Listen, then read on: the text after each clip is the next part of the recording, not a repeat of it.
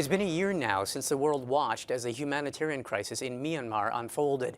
Today, as many as 100,000 refugees from the Rohingya minority are still living in desperate conditions in refugee camps in neighboring Bangladesh.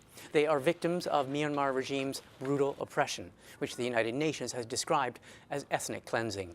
Last week here in Canada, the Senate took the final vote to revoke the honorary Canadian citizenship of Myanmar's nominal leader Aung San Suu Kyi for being complicit in the oppression of the Rohingya.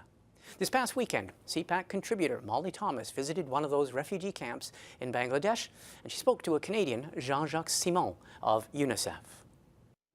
We're in the Cox's Bazar region of Bangladesh, where almost 1 million Rohingya refugees are living right now.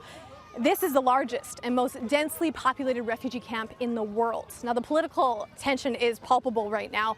It really comes down to who takes care of these people.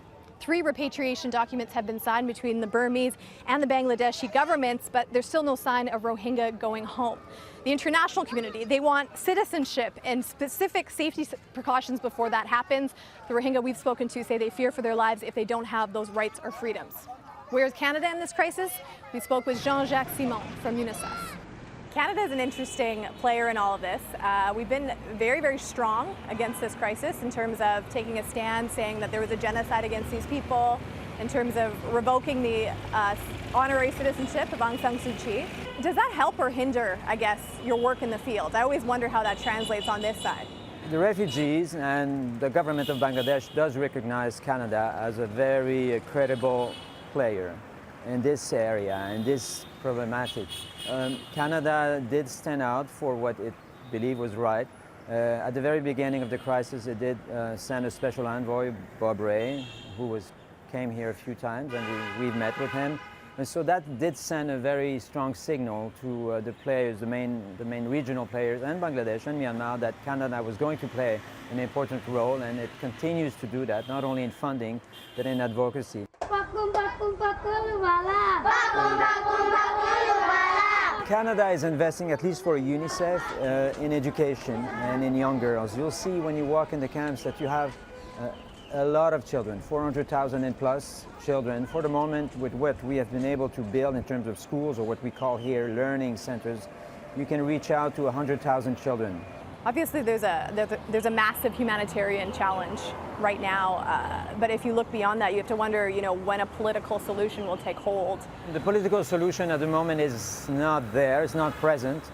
Even if, Myanmar would say to Bangladesh, all right, you can send them back home, I suspect that the refugees will not go back home because they don't have the guarantees that they'll be safe, they'll have papers. They have no IDs, so they have no IDs from Myanmar, they don't have IDs from Bangladesh. They're not recognized as such by any countries in the world. When children are born here, they still don't have birth registration. So it's really limited in what they can actually foresee. Jean-Jacques, do you think that Canada could play a role in helping that political situation, getting more safety precautions in place for the Rohingya if they want to return back there? Certainly, I think Canada does have that potential to play an increasing role, a more important role.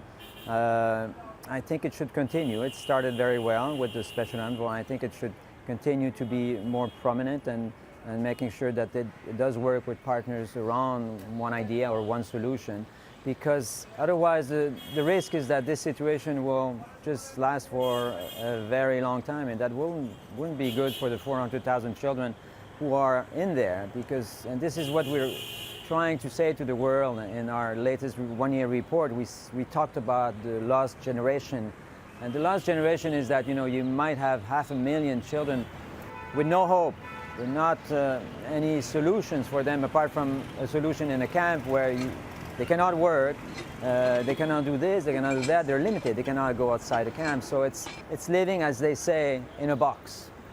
And that's no future for kids.